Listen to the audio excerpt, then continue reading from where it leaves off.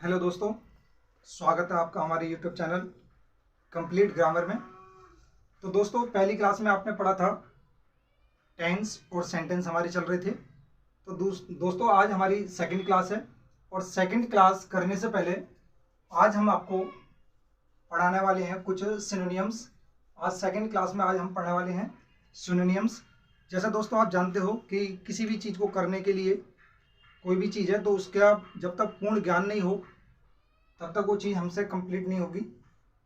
जैसे आप अंग्रेजी पूरी कंप्लीट करना चाहते हैं तो अंग्रेजी को पूरा करने के लिए, इंग्लिश कंप्लीट करने के लिए आपको वोकैब भी याद करनी पड़ेगी। और वोकैब दोस्तों, जो आप सोचते हैं कि वोकैब हमें कैसे याद हो, एग्जाम में कैसे पूछी जाती है, तो मैं दोस्तों ज़्यादा ना पढ़ाकर आपको केवल वही फैक्ट बताऊंगा जैसे कि आपकी एग्जाम में क्वेश्चन पूछे जाएंगे। जैसे आज सिनोनियम्स आज हम पढ़ने वाले हैं। तो दोस्तों आप जानते हैं कि सिनोनियम्स हिंदी में ना पर्यायवाची बोलते हैं। तो जैसे कि ये मैंने 10 शब्द लिखे हैं, 10 वर्ड्स इसमें दिए हुए हैं। हर एक वर्ड के मैंने 4 आपको ऑप्शन दिए हुए हैं। इन 4 ऑप्शन में से कोई एक इसका समानार्थी वर्ड होगा, मतलब सिनोनिम्स होगा, वही हमें सिलेक्ट करना है। और देखते हैं फिर कि इसका हमारा कितना स्कोर बनता है। अगर किसी को लिखने हैं तो कोई स्टूडेंट लिखना चाहता है तो वो लिख सकता है, और अगर किसी को रिवाइज करने हैं तो वो अपना रिवाइज कर सकता है। तो दोस्तों चलते हैं पहले वर्ड की ओर। दोस्तों पहला वर्ड है आपका वंडर। तो दोस्तों वंडर का मतलब ये होता है, ये घुमक्कड़ होता है, घूमने वाला होता है। अब इसका सही जो वर्ड होगा, ध्यान रखना दोस्तों, एसएससी जो आपसे क्वेश्चन पूछे जाते हैं, एसएससी में जो पूछते हैं या एसएससी जो आपको क्वेश्चन देता है वो इस टाइप के क्वेश्चन देता है कि इस वर्ड के जो नियरेस्ट वर्ड होगा केवल वही ज़्यादातर दिए जाते हैं। एकदम से वो एक्चुअल वर्ड ना देकर नियरेस्ट वर्ड वाले भी दिए जाते हैं, तो जिससे स्टूडेंट बहुत ज़्यादा कन्फ्यूज हो जाते हैं, पता नहीं चलता कि वर्ड कौन सा है, उसका सिनोनिम्स क्या होने वाला है। तो इस तरह के हम देखो, ये सभी शब्द वही शब्द हैं जो किसी ना किसी परीक्षा में पूछे गए हैं। दोस्तों पहला वर्ड आपको मैंने बताया वंडर है। तो इसका मतलब क्या होता है? घूमने वाला होता है, घुमक्कड़। तो इसका पहला जो ऑप्शन है, ए ऑप्शन, इसका मतलब होता है राइड। राइड का मतलब आप जानते हैं कि जो 2 व्हीलर्स होते हैं इन्हें चलाने के लिए हम राइड का यूज करते हैं, या घुड़सवारी जो करते हैं तब भी हम राइड का मतलब चलाने ही बोलते हैं। उसके बाद दूसरा वर्ड है दोस्तों डिजायर। डिजायर का मतलब आप जानते हैं दोस्तों, इच्छा होती है। उसका मतलब रोम। तो दोस्तों ध्यान रखना, रोम का मतलब भी आपका घूमना होता है, इधर उधर टहलना होता है। अगला ट्रीट। ट्रीट का मतलब इलाज भी करना होता है, ट्रीट का मतलब दावत देना भी होता है। तो दोस्तों अगर मैं कहूं कि इसका सिनोनिम्स क्या होगा, तो इसका बेस्ट ऑप्शन जो होगा वो आपका सी ऑप्शन होगा, रोम। नेक्स्ट ऑप्शन है दोस्तों, नेक्स्ट ऑप्शन है फुरी। तो फुरी का जो मतलब होता है दोस्तों, इसका मतलब होता है गुस्सा, नाराजगी। तो दोस्तों इसका पहला वर्ड है, देखो पहले ऑप्शन में, ए ऑप्शन में इन्होंने वर्ड दिया है साउट। आप जानते हैं साउट का मतलब चिल्लाना होता है, तेज आवाज से चिल्लाना होता है। स्कोल्ड दूसरा नेक्स्ट वर्ड है, स्कोल्ड। स्कोल्ड का मतलब डांटना होता है। फ्रॉन। दोस्तों फ्रॉन जो वर्ड होता है, जिसे ये भी नाराजगी होती है, लेकिन जो आंखों आंखों में डांट देते हैं, भौहें चढ़ाना होता है, तो इसे हम फ्रॉन बोलते हैं। चौथा वर्ड है इसका एंगर। एंगर आप जानते हैं दोस्तों, नाराजगी, गुस्सा होता है। तो फुरी का भी मैंने क्या बताया, गुस्सा बताया था, और ये वर्ड भी हमारा एंगर, गुस्सा ही है। तो इसका चौथा ऑप्शन हमारा बिल्कुल सही होगा। नेक्स्ट थर्ड वर्ड की ओर बढ़ते हैं दोस्तों। ये वर्ड है आपका प्लम्प। दोस्तों प्लम्प का मतलब होता है उथरा, जिसे बोल सकते हैं हम, मोटा भी बोल सकते हैं। तो आप जब मोटे के अर्थ में 4 ऑप्शन दिए गए हैं, तो देखो दोस्तों पहला वर्ड है इसका टॉल। टॉल का मतलब होता है लंबा। फैट, आप जानते हैं फैट तो मोटा ही होता है। लीन, लीन का मतलब दोस्तों दुबला पतला होता है। और स्किन, ये आपका त्वचा से बना होता है, खाल होता है जिसका मतलब। तो इसका जो सिनोनिम्स होगा, आप दो को इसका तो बेटर आपको दिखाई दे रहा है कि इसका बी ऑप्शन होने वाला है। फैट और प्लम्प दोनों एक जैसी है। नेक्स्ट दोस्तों अगला वर्ड है ऑनेस्ट। ये तो हम कई बार पढ़ भी चुके हैं, कितनी बार हमारे सामने आया भी होगा। ऑनेस्ट का मतलब ईमानदार होता है। इसके 4 ऑप्शन है दोस्तों। पहला ऑप्शन है इसका ऑथेंटिक। ऑथेंटिक का मतलब होता है असली या वास्तविक। अपराइट, अपराइट का मतलब भी दोस्तों ईमानदार होता है। डायरेक्ट, डायरेक्ट का मतलब दोस्तों प्रत्यक्ष होता है। और एक्चुअल का मतलब वास्तविक होता है। हमसे पूछा है कि भाई ऑनेस्ट का सिनोनिम्स बताना है, तो दोस्तों हम कह सकते हैं कि इसका बी ऑप्शन बिल्कुल सही है। आगे बढ़ते हैं दोस्तों। वर्ड नंबर 5 ये है कैंटन कैरस। कैंटन कैरस का मतलब दोस्तों ये होता है झगड़ालू टाइप का जो व्यक्ति होता है, झगड़ालू, उसे बोलते हैं कैंटनकेरस। तो दोस्तों पहला इसका जो ऑप्शन है, ए ऑप्शन, इसमें नॉइजी, नॉइजी का मतलब जो शोरगुल करने वाले होते हैं, जो शोर शराबा जिससे बोलते हैं हम। क्वेरलसम, क्वेरलसम का मतलब झगड़ालू होता है। स्कॉर्न, स्कॉर्न का मतलब दोस्तों डांटना होता है, नफरत करना होता है। अगला है डिसरेस्पेक्टफुल, डिसरेस्पेक्टफुल का मतलब होता है दोस्तों अपमानजनक। अब इसमें सही ऑप्शन कैंटनकेरस का मतलब क्या होगा, तो ये साफ लिखा हुआ है कि इसका मतलब बी होगा, क्वेरलसम। दोस्तों इसका 6 वर्ड है आपका इलास्टिक। दोस्तों इलास्टिक जो वर्ड होता है इसका मतलब होता है लचीला होता है, इसे हम लचीला बोलते हैं। और ए ऑप्शन में दोस्तों इसका देखो पहला वर्ड है फ्री, फ्री का मतलब स्वतंत्र होता है। लिबरल, ये उदार होता है। फ्लेक्सिबल, दोस्तों आप जानते ही हैं फ्लेक्सिबल लचीला होता है। और ब्रॉड, ब्रॉड का मतलब दोस्तों चौड़ा होता है, बड़ा होता है। तो सही वर्ड इसका क्या होने वाला है दोस्तों, तो आप कह सकते हैं कि इसका सी ऑप्शन बिल्कुल सही है, फ्लेक्सिबल लचीला। अगला दोस्तों स्टर्न, स्टर्न जो वर्ड है दोस्तों इसका मतलब है हमारा कठोर। अब जब इसका मतलब कठोर या कठिन है तो इन 4 ऑप्शन में से हम फाइंड करेंगे। देखो पहला ए ऑप्शन है इसका यंग, आप जानते हैं यंग का मतलब क्या युवा होता है। स्टेम, दोस्तों आप जानते हो जो पेड़ का तना होता है उसे स्टेम बोलते हैं। स्ट्रिक्ट, स्ट्रिक्ट का मतलब कठोर होता है। लेनिएंट, लेनिएंट का मतलब उदार होता है, विनम्र होता है। तो इसका सही वर्ड क्या हुआ, तो दोस्तों आप जानते हैं, आप कह सकते हैं कि इसका भी सी ऑप्शन हमारा सही है। नेक्स्ट वर्ड है प्रिटेंड। दोस्तों प्रिटेंड का मतलब होता है बहाने बनाना, बहाने बनाना। तो दोस्तों आप देखो पहला वर्ड है इसका गैस, गैस का मतलब क्या होता है अनुमान लगाना। सस्पेक्ट, इसका बी ऑप्शन में है, सस्पेक्ट का मतलब होता है दोस्तों संदेह करना। थर्ड है इसका थिंक, थिंक का मतलब होता है सोचना। नेक्स्ट वर्ड है इसका 4 ऑप्शन में है फैन।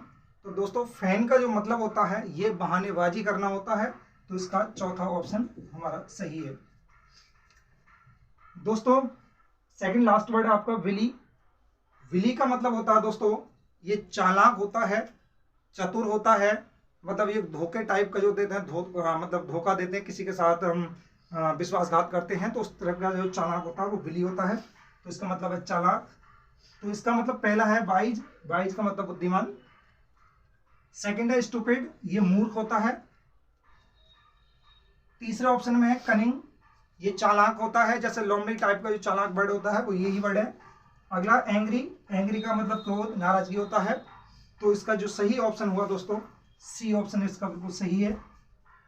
नेक्स्ट लास्ट वर्ड है दोस्तों आज का ग्रीट। ग्रीट का मतलब होता है स्वागत करना, अभिनंदन करना। दोस्तों पहले ऑप्शन में इसका वेलकम, आप जानते हो दरवाजे पे हम लगा देते हैं, लिखते हैं किसी के स्वागत में वेलकम लिखा होता है। माइजरी, दोस्तों माइजरी का मतलब कंजूसी नहीं होता, इसका माइजरी का मतलब होता है विपत्ति, आपदा, गरीबी या दरिद्रता। ब्लिस, दोस्तों ब्लिस का मतलब होता है वरदान। और ओड का मतलब होता है दोस्तों विषम। अब इसमें सही ऑप्शन आपका कह सकते हैं कि इसका तो ए ऑप्शन हमारा सही है। तो दोस्तों इस प्रकार से हमने देखो 10 वर्ड पढ़े हैं, हर एक शब्द, हर एक वर्ड के 4 ऑप्शन है, चारों की मैंने आपको हिंदी बताई है। आप चाहे कॉपी पे लिख सकते हैं। डेली बेज में अगर हम देखें तो ये हमारे पास 50 वर्ड्स हो जाते हैं वोकैब के लिए। अगर हम इसी तरह से थोड़ा थोड़ा करके हम वोकैब का सेक्शन लेके चलेंगे तो मुझे नहीं लगता कि आपसे अंग्रेजी नहीं आएगी। तो दोस्तों बने रहना आगे हमारे यूट्यूब चैनल पर, अभी वीडियो अभी बाकी है। अब चलते हैं हम अपने टॉपिक की ओर। तो दोस्तों टॉपिक हमारा था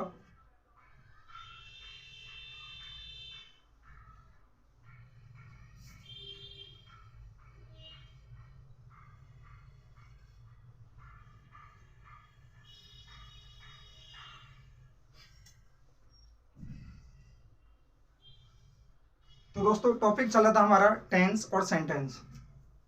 टॉपिक था हमारा टेंस और सेंटेंस। टेंस और सेंटेंस के बारे में हम पढ़ रहे थे। और टेंस तो हमने पढ़ लिया था कि टेंस 3 होते हैं, प्रेजेंट, पास्ट और फ्यूचर। सेंटेंस के बारे में हम पढ़ रहे थे। अब दोस्तों सेंटेंस की बात आती है तो सेंटेंस को हम पहचानने के लिए क्या करते हैं, ये मैंने आपको बताया था कि सेंटेंस को पहचानने के लिए सबसे पहले आप वर्ब पे पहुंच जाएं। वर्ब ही आपको बता देगी कि सेंटेंस किस चीज़ का सेंटेंस है, प्रेजेंट का है, पास्ट का या फ्यूचर का। और टेंस भी आपको वर्ब ही बता देगी प्रेजेंट में है, पास्ट में या फ्यूचर में। तो दोस्तों हम चल रहे थे प्रेजेंट इंडेफिनिट की ओर। हमारा स्टेप चल रहा था प्रेजेंट इंडेफिनिट, और मैंने आपको दोस्तों प्रेजेंट इंडेफिनिट की पहचान बताई थी। प्रेजेंट इंडेफिनिट की दोस्तों मैंने वर्ब से ही आपको पहचान बताई थी कि हमें ये याद नहीं करना दोस्तों कि जिन वाक्यों के अंत में ता है, ती है, ते हैं, ये शब्द हमें यूज नहीं करने, क्योंकि ये शब्द हमारे एकेडमिक में यूज होते थे।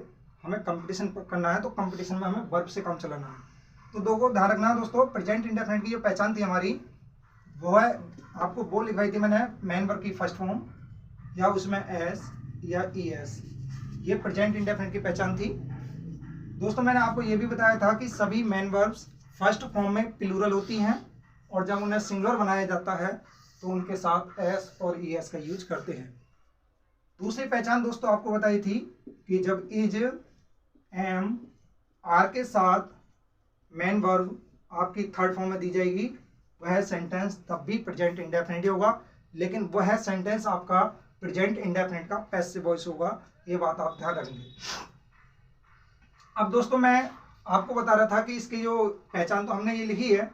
अब एक सेंटेंस को हम कितने प्रकार से लिख सकते हैं? तो दोस्तों एक सेंटेंस को हम 4 प्रकार से लिख सकते हैं। वो चारों प्रकार आप पहले से आप लिख लें।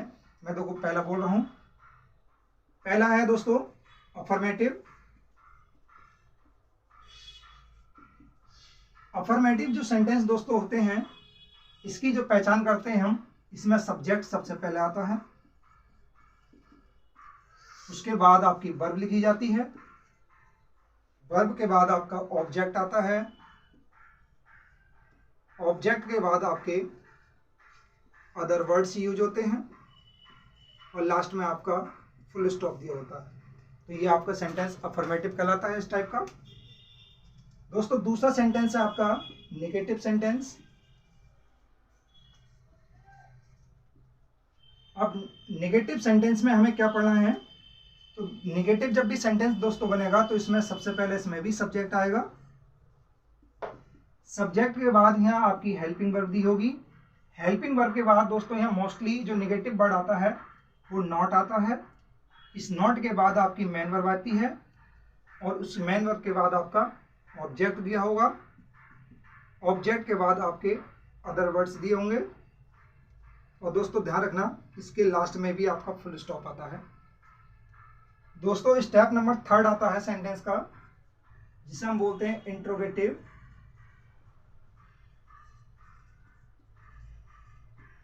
Interrogative first type. दोस्तों अगर आपसे कोई कहे कि इंट्रोगेटिव फर्स्ट टाइप सेंटेंस कौन से होते हैं, तो आप किसी भी व्यक्ति को बता सकते हैं कि वे सेंटेंसेस जो हेल्पिंग वर्ब से शुरू होते हैं, जो हेल्पिंग वर्ब से शुरू होते हैं वह आपके इंट्रोगेटिव फर्स्ट टाइप कहलाते हैं। तो इसका फॉर्मूला बन जाएगा, पहले हेल्पिंग वर्ब आएगी, फिर सब्जेक्ट, सब्जेक्ट के बाद दोस्तों इसमें आपकी मेन वर्ब आएगी, और मेन वर्ब के बाद आपका ऑब्जेक्ट आएगा, ऑब्जेक्ट के बाद दोस्तों आपके अदर वर्ड्स दिए होंगे, और लास्ट में इसके क्वेश्चन मार्क आपका दिया होगा। दोस्तों चौथा आता है इसका इंट्रोगेटिव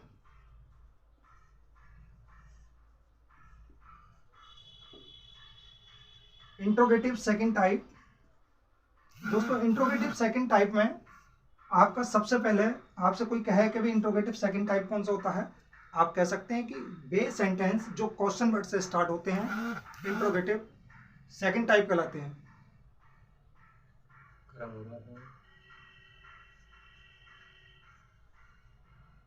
तो दोस्तों आगे बढ़ते हैं। देखो इंट्रोगेटिव सेकंड टाइप, इसमें क्वेश्चन वर्ड आएगा, क्वेश्चन वर्ड के बाद आपकी हेल्पिंग वर्ब आएगी, उसके बाद आपका सब्जेक्ट आएगा, सब्जेक्ट के बाद आपका मेन वर्ब आएगी, मेन वर्ब के बाद दोस्तों आपका ऑब्जेक्ट दिया होगा, ऑब्जेक्ट के बाद दोस्तों आपके यहाँ अदर वर्ड्स आने हैं, और अदर वर्ड्स के बाद आपका यहाँ क्वेश्चन मार्क दिया होगा। तो दोस्तों अब हम यहाँ चल रहे थे, तो ये आपके 4 प्रकार के सेंटेंस हैं। हर एक सेंटेंस को हम 4 प्रकार से यूज कर सकते हैं, आप नोट कर सकते हैं सर।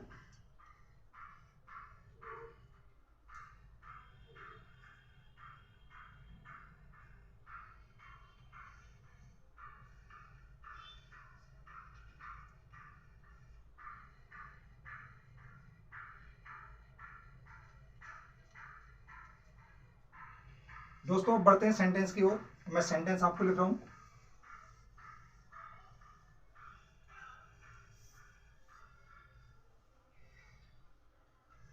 अगर मैं सेंटेंस दोस्तों आपके सामने बोलूं,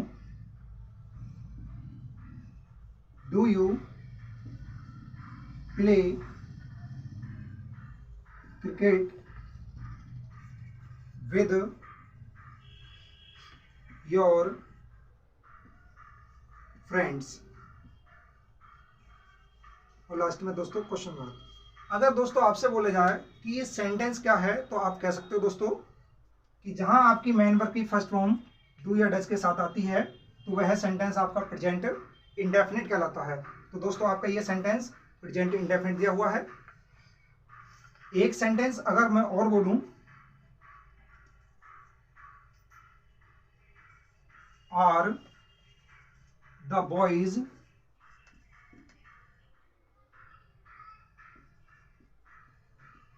punished by the farmer। अगर दोस्तों आपसे बोला जाए कि ये सेंटेंस क्या है, तो दोस्तों आप बता सकते हैं कि यह सेंटेंस प्रेजेंट इंडेफिनिट का है, लेकिन पैसिव वॉइस में है।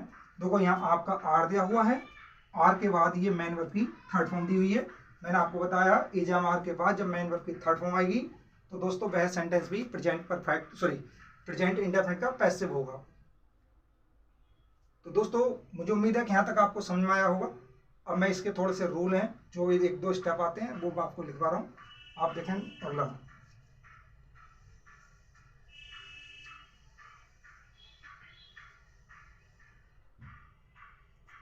दोस्तों देखो इसका रूल है, रूल ये है कि कुछ आपकी ऐसी एडवर्ब्स हैं जिनका यूज सब्जेक्ट के बाद और मेन वर्ब के पहले किया जाता है।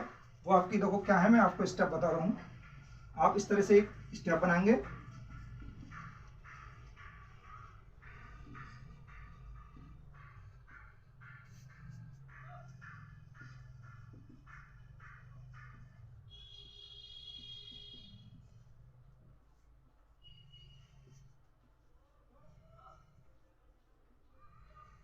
यहाँ दोस्तों आपकी कुछ एडवर्ब्स हैं जिनका यूज तो प्रेजेंट इंडेफिनिट में ठीक सब्जेक्ट के बाद और ठीक मेन वर्ब के पहले किया जाएगा। वह आपकी एडवर्ब्स हैं। आपकी देखो पहली often,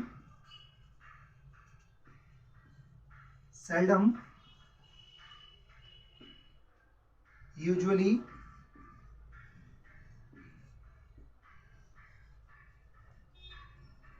generally,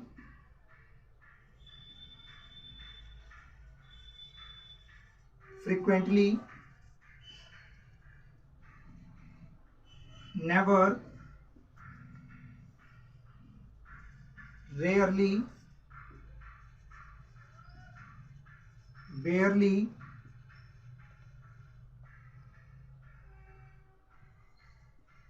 normally,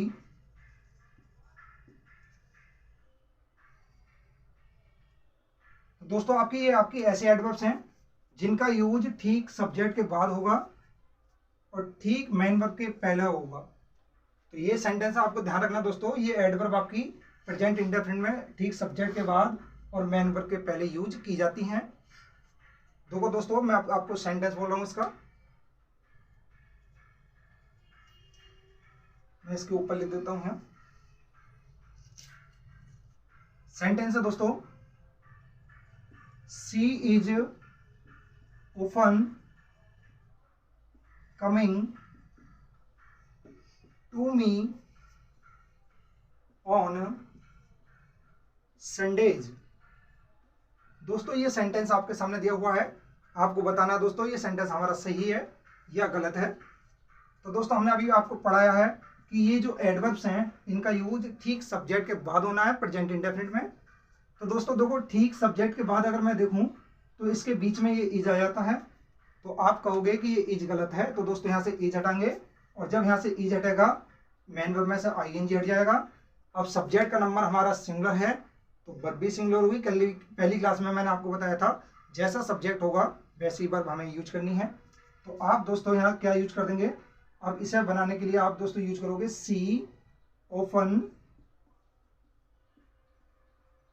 comes to me on Sunday।